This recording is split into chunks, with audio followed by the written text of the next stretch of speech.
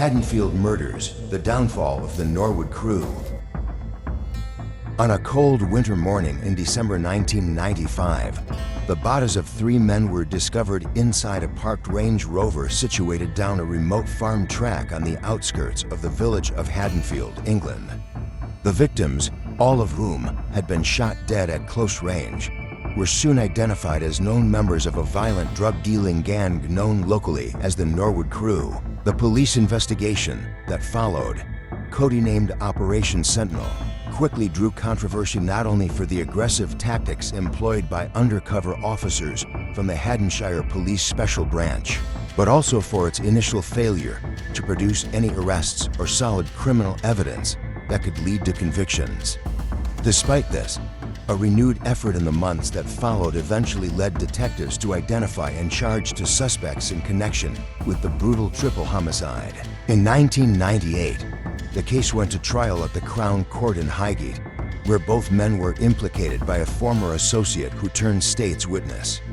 The trial ended with both defendants receiving life sentences. However, once details of Operation Sentinel became public, Haddonshire police faced intense backlash and were forced to defend the ethics and legality of their covert operation amidst growing public criticism. What is the story behind the Haddonfield murders? In the quiet village of Haddonfield, 47-year-old Mark Jenkins knocked on the door of his friend, farmer Arthur Thelwell, offering to lend a hand with the morning chores. Thelwell managed a local shooting ground and kept over 800 pheasants on his 130-acre property, requiring daily feeding and care. That particular morning, Mark had the day off from his usual work as a bricklayer. A hard frost had settled overnight, making it impossible for him to work. Snow had started falling around 4 p.m. the previous day, December 6, 1995, and continued into the early morning hours. By the time the sun rose, the landscape was blanketed in white, and the air was bitingly cold. Thelwell scraped a thick layer of ice from his Land Rover's windshield before to set out across the field, heading toward the pens roughly 300 yards from the farmhouse. As they approached the usual feeding area, something caught their eye: a metallic blue Range Rover, parked oddly near a locked gate that led to a secluded carp fishing pond by the edge of the woods. The vehicle's presence was strange. No one was expected there that morning, and certainly not during such severe weather. As the 2 men drew closer, they noticed something even more unsettling. The Range Rover's windows were fogged from the inside, and the vehicle hadn't moved in hours. What they would find inside would set off one of the most infamous gangland murder investigations in British history. Despite the frost-covered landscape, the windows of the Range Rover were oddly clear, offering an unobstructed view inside. Seated in the front were 2 men. At first glance, Mark Jenkins assumed they were simply asleep, possibly poachers who dozed off overnight. Curious, he jumped out of the Land Rover and approached the vehicle. As he tapped on the glass, the chill in the air turned colder. What he saw inside made his stomach drop. He backed away and shouted to his friend, "There are 2 dead men in here." As Jenkins used his mobile phone to call the police, Arthur Thelwell stepped closer to investigate. Looking through the side window, he noticed a 3rd man slumped in the back seat, motionless. Then, turning his eyes to the driver, Thelwell spotted something chilling.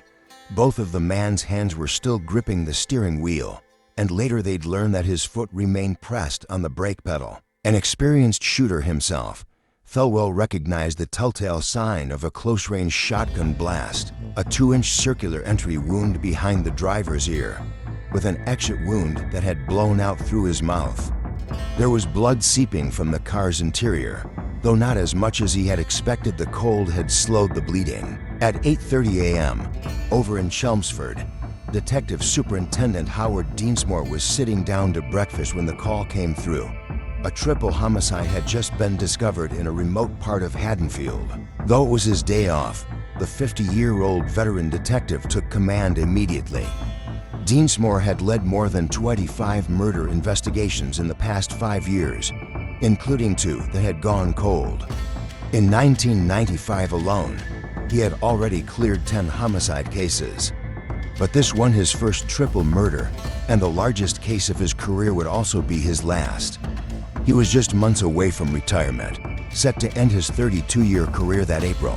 By mid-morning, a 40-officer task force assembled at the small police station in South Witham and quickly descended on the crime scene at Workhouse Lane, a known local spot for late-night meetups and parked cars. What they found was both gruesome and surgical. 3 men, each shot twice in the head at close range, had been executed inside the vehicle. The weapon, detectives believed, was a pump-action 12-gauge shotgun, likely capable of firing 3 rounds before needing to reload. The killings bore all the signs of a gangland-style execution: calculated, precise, and personal. The man in the front passenger seat had taken a particularly devastating blast to the head. His face had been partially obliterated, rendering him virtually unrecognizable. In the back seat, the 3rd victim had been shot twice in the head and once in the stomach. His body slumped awkwardly across the leather upholstery. 2 seasoned investigators, the scene bore all the hallmarks of a cold-blooded execution. The precision, the brutality, the close-range nature of the wounds. This wasn't a robbery gone wrong. This was deliberate. Detectives immediately began trying to reconstruct what had happened. Had the killer or killers been inside the Range Rover with the victims, perhaps posing as allies before turning on them? Or had the men been lured down that isolated farm track, only to be ambushed from outside the vehicle, gunned down before they even had a chance to react? Detective Superintendent Howard Deansmore, leading the investigation, addressed the press within hours. "This is not an ordinary murder," he said. "It looks as if they were enticed down there. As far as murders go, you don't get any more serious than this." The first order of business was to identify the dead. Investigators turned to fingerprint analysis, hoping that if any of the men had prior convictions, their identities would be on file. Their instincts proved correct. All 3 victims were already known to law enforcement, not just known, but well known. Each had a criminal record, and each had been tied, in one way or another, to the same gang, the Norwood Crew, a local outfit suspected of running narcotics, protection rackets, and weapons across the southern counties. The victims were no strangers to violence, but on that morning, in the frozen stillness of Haddonfield, they had clearly met someone more ruthless than themselves. Inside the Haddonfield Range Rover murders, who were the victims? The victims were soon identified, and all 3 were well known to local law enforcement, not just as petty criminals, but as violent enforcers with deep ties to the region's drug trade. They were part of the notorious Norwood Crew, a group that had built a reputation for using muscle, fear, and intimidation to dominate their territory. The driver of the Range Rover was 26-year-old Dean Rolston, a rising figure in the gang and known for his volatility. Seated in the passenger seat was his boss, 38-year-old Vincent "Vince" Tucker, a man with a commanding presence and a long list of criminal priors. In the back seat was Patrick "Pat" Tate, Tucker's lifelong friend and fellow enforcer, aged 37. Each of them had a record, each of them had enemies. They were drug dealers, debt collectors, and street-level power brokers, feared as much for their physical presence as for their unpredictable temperaments. In the criminal underworld, they weren't at the top, but they were close enough to cause serious damage. To investigators, the scene looked unmistakably like a gangland hit, the likely result of a betrayal, a power shift, or an unpaid debt. Detective Superintendent Deansmore quickly uncovered that the men had been planning a night out with their girlfriends that same evening. They were due to meet at a restaurant in East Basildon around 8 p.m., but they never made it. Both Tucker and Tate were still holding their mobile phones when their bodies were discovered. None of the men were wearing seatbelts. There were no signs of a struggle, no evidence that they had tried to escape. It was as if they knew exactly what was coming and that there was no way to stop it. Their execution had been swift, clean, final. Some believed the murders bore the marks of a professional execution. Forensic analysis later confirmed that 2 of the victims had died within 2 seconds of each other, their wounds delivered with swift, clinical precision. The 3rd victim, Patrick "Pat" Tate, seated in the back, may have witnessed the ambush unfolding. It's believed he tried to escape, but was gunned down before he could get out of the vehicle. Investigators strongly suspected that the three men had been lured to the meeting by someone they trusted, someone close enough to lower their guard. But what puzzled police was the choice of location: Workhouse Lane, a muddy, tree-lined farm track on the edge of Haddonfield. Though remote, the area wasn't completely isolated. A farmhouse set just 300 yards away, within earshot of the gunfire. Still, the location had a history. A nearby fishing pond was rumored to have been used by drug smugglers to stash contraband beneath the water line, and detectives suspected the victims were already familiar with the area. It may have seemed like neutral ground or a place to conduct business discreetly. Yet there was one glaring oddity: none of the men were armed. For the Norwood Crew, that was unusual. In fact, Pat Tate was rarely seen without a gun. The fact that he walked into this meeting unarmed suggested he hadn't expected any threat at all. Whoever the killer was, they came prepared. 8 rounds were fired in total, and the spent shotgun cartridges were left scattered on the ground. Detectives later theorized the shooter didn't bother retrieving them, possibly due to the darkness or simply because they weren't concerned about leaving evidence behind. According to ballistic reports, 3 rapid shots were fired, first killing Dean Rolston and Vince Tucker almost instantly. Before Tate could react, he was hit in the stomach. Wounded and trapped in the back seat, he likely knew what was coming. The killer then reloaded the shotgun, a pump-action 12-gauge, and delivered to finishing shots to Tate's head. For good measure, he turned back and fired 1 final round each into Rolston and Tucker, ensuring they were dead. To Detective Superintendent Deansmore, the message was clear: Tate was the primary target, the others collateral damage. Pat Tate. A post-mortem examination revealed that Pat Tate had a potent cocktail of substances in his system at the time of his death: cocaine, heroin, cannabis, and anabolic steroids, which he was known to abuse regularly. At 18 stone, the former bodybuilder cut an imposing figure, and his drug use only heightened his reputation as dangerous, unpredictable, and volatile. Tate, the father of a 2-year-old son, had only recently been released from prison 6 weeks earlier. His criminal record was extensive, including convictions for drug trafficking, armed robbery, and multiple violent assaults. He had once pulled off a brazen escape from the Billericay courthouse, riding off on a motorcycle driven by an accomplice. He fled to Spain, but was extradited after making the mistake of crossing into Gibraltar, where authorities quickly detained him. Upon his parole, Tate survived a botched assassination attempt. A hitman hurled a brick through his bathroom window and shot him in the arm. Tate was rushed to hospital, where staff discovered a handgun and a stash of narcotics hidden under his pillow.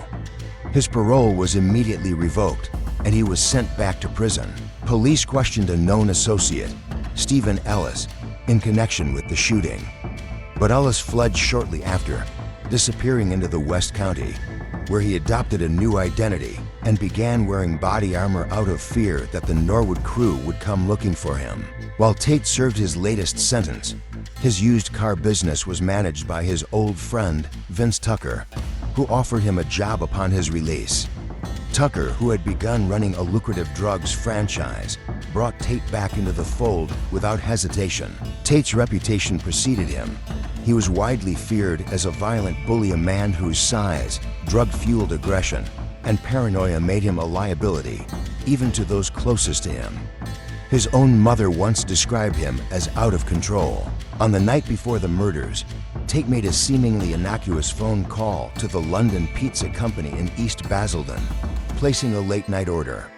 It would be his final traceable action before his execution the following morning. Earlier that same evening, just hours before his death, Pat Tate made a late-night phone call to the London Pizza Company in East Basildon. He aggressively demanded a custom pizza, insisting on 4 different toppings on each quarter, barking orders at the young manager on the other end of the line. That manager was 21-year-old Roger Real, who was already overwhelmed with weekend orders and unimpressed by Tate's attitude. Frustrated, Real hung up the phone. But Tate wasn't the kind of man who tolerated being dismissed. Within minutes, he stormed into the shop, barged past customers, and made a beeline for the counter. Without a word, he ripped the cash till from its housing and hurled it against the wall, sending coins and receipts flying. Then he grabbed Rial, punched him, and smashed his head into a glass plate resting by the sink in the back room. The young manager was left dazed, Bloody Dan terrified. But like many who had encountered Tate, Rial refused to press charges. The fear of retaliation was real and well-founded. Pat Tate had a reputation that reached far beyond the streets. A room would darken when he entered it, one former associate later said. He didn't just bring tension, he was the tension. Craig Rolfe. Detectives believed the first to die was the driver, Dean Rolston. At just 26 years old, Rolston was a low-level enforcer and occasional getaway driver for the Norwood Crew. He had a 7-year-old daughter, a long-term partner, and a crippling cocaine addiction.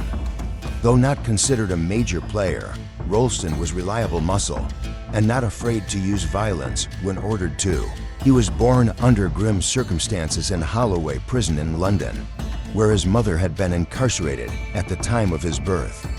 As an adult, Rolston lived in a modest 3-bedroom detached house in South Basildon, which he shared with his girlfriend of 7 years, Donna Jaggers, and their young daughter. To his neighbors, Rolston was a bit of a mystery. There were always different cars on the drive, one said. It was like he ran a dealership, but unofficially. Rumors circulated that he was involved in car theft and drug dealing, and police visits to the property were not uncommon. One time, I saw police literally dismantling a car in his driveway, another neighbor recalled. Despite the activity, the household remained tight-lipped and reclusive. They were rarely seen, a local resident said, kept to themselves. Never caused trouble, at least not out in the open. It was through his growing dependence on cocaine that Rolston found himself drawn deeper into the Norwood Crew's orbit. The gang, already entrenched in drug distribution and intimidation rackets, welcomed him for his willingness to follow orders and his loyalty to Vince Tucker and Pat Tate. In the end, that loyalty cost him his life. Tony Tucker.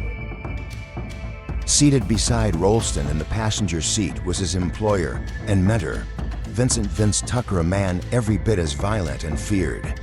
Tucker had built a lucrative security empire, supplying bouncers to nightclubs across Haddonshire, Essex, and East London. His operations were rumored to bring in upwards of £1,500 a week, much of it in cash, and often under the table. As his influence grew, so did his appetite for the high life. Tucker lived in a £250,000 home, drove luxury cars, and flaunted his wealth freely. He was known to carry large wads of cash and to use brute force when negotiations broke down. In business, Tucker often partnered with another enforcer, David Rolex Dave King, a man known for his taste in flashy watches and his tendency to settle scores with fists rather than words. Together, the pair acted as minders for former WBC super middleweight champion Nigel Benn, providing muscle during events and mingling in celebrity circles. The boxer, upon hearing of Tucker's death, expressed shock. "I've known him since I came out of the army. It's very tragic." In the weeks following the murders, tributes began to appear along Workhouse Lane, left anonymously by friends and relatives of the three men. Flowers, handwritten notes, and small memorials were left at the site. One note dedicated to Tate read, "A wonderful man. Poison did this to you." But not everyone in the community mourned their deaths. Many locals believed that the three men had brought it upon themselves a natural end to lives steeped in violence and drugs. Detective Superintendent Deansmore spoke candidly. "The public aren't happy about so much time being spent on such low life. But my job isn't to moralize. The killers have to be caught." What surprised him, however, was the lack of retaliation in the aftermath. "There's been no tit for tat yet, and that's unusual," he said. "Some intelligence indicates the families want to give us a chance to sort it out." Still, Deansmore faced a wall of silence. None of the families cooperated with police inquiries, and the detective believed they already had a strong idea who was responsible, but fear kept them quiet. This was only the beginning. Don't miss what comes next in part 2.